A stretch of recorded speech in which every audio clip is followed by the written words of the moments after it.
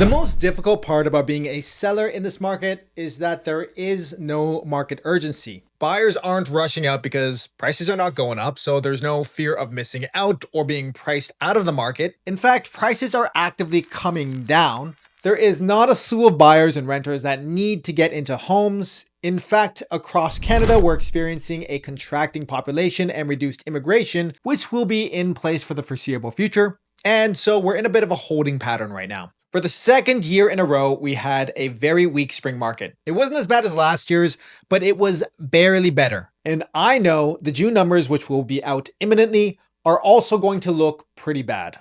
I expect year over year, June sales and average prices are going to be down, which is not good news for sellers as we go into the summer, where attention tends to shift away from real estate because I've said this a bunch of times in my previous videos.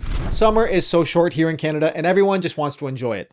You know, a lot of people, they'd like to move, but for a couple of months out of the year, they want to just not think about it and enjoy the summer. And I must say, this summer has actually been one of the most pleasant summer weather-wise here in Toronto that I've experienced in years.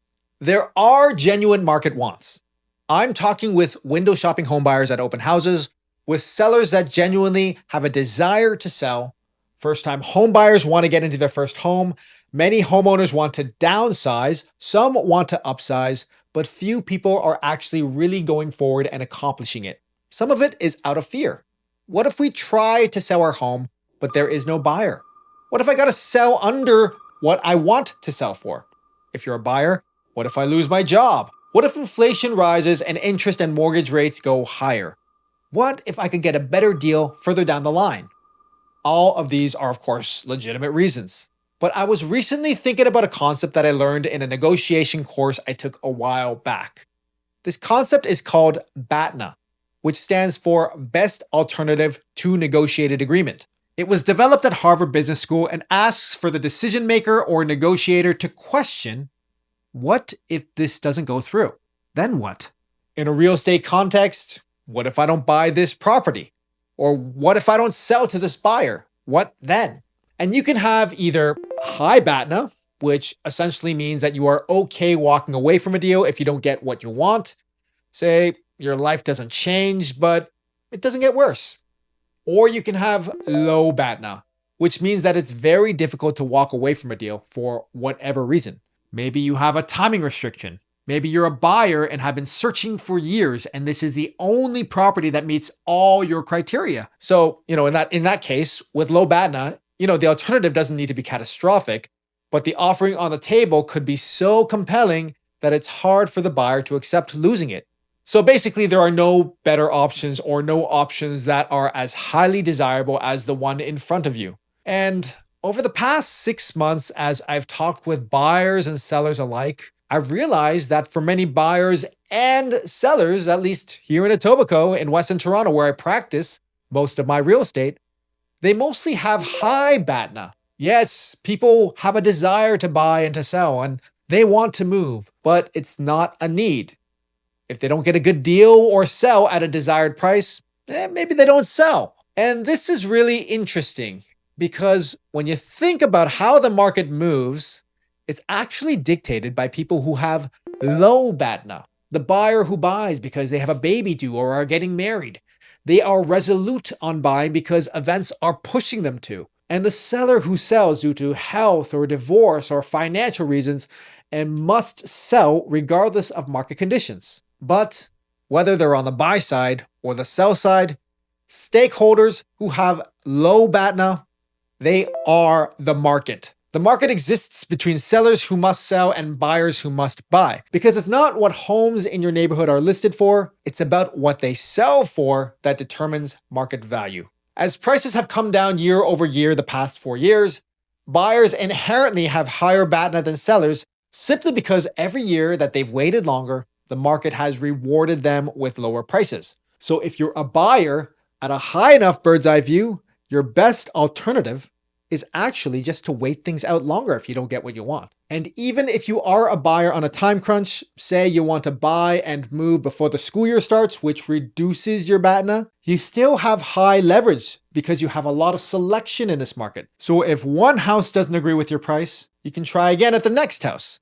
and the next house. And so this inherently keeps your BATNA above the average seller's BATNA because buyers have many homes to choose from, while sellers have few buyers making offers. And this sucks when you're a seller because there are very limited ways to lower the buyer's BATNA. But in the remainder of this video, I will go over the only 3 ways to do it and how to return urgency to the buyer. The first way to reduce a buyer's BATNA is to make your home a rare offering.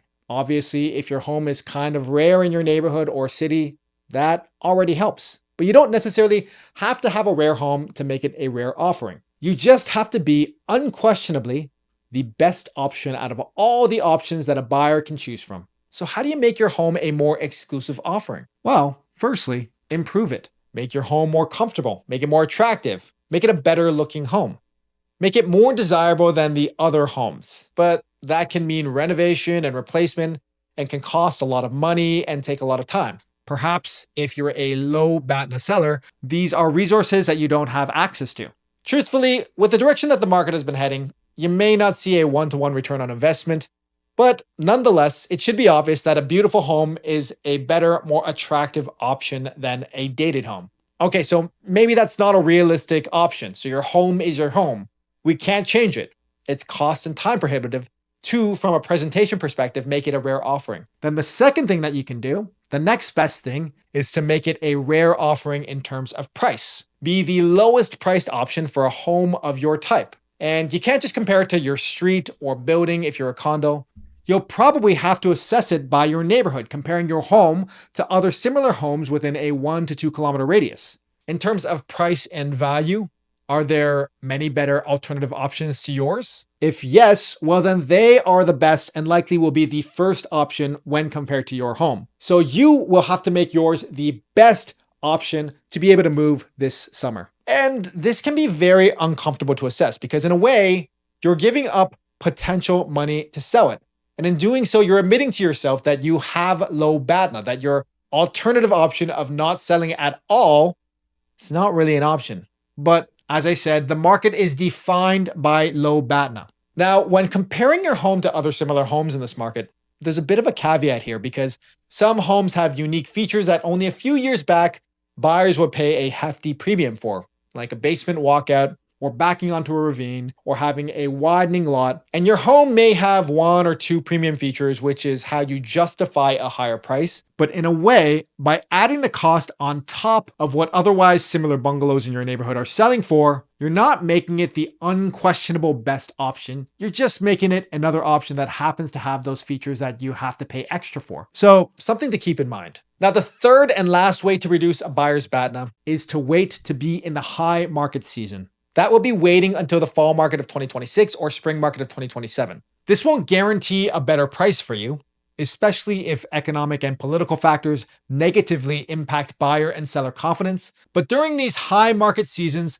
there are a lot more active and serious buyers in the market compared to right now at the start of summer. This increases the possibility of competition, which most buyers don't enjoy at all. Once a buyer has lost out once or twice, the experience of loss is so upsetting, they don't want to experience it again, lowering their BATNA and pushing them to win your home if they're competing. The other thing that changes in high market seasons is that inventory is actively changing in real time, and buyers get tired of looking at every home. And even if they saw one that is comparable that may have been a good alternative, if it ends up selling, it reduces the options that buyers can get, and so they end up moving forward with your property. So understanding your options is the most important first step in negotiating. Evaluating your best alternative option will determine the best next step in navigating this market. All right, so that's it for me this month. I'm Jonathan Lee. I'm a Toronto area realtor based in Etobicoke. If you're looking for help to navigate this market, either in buying or selling, and would like to connect,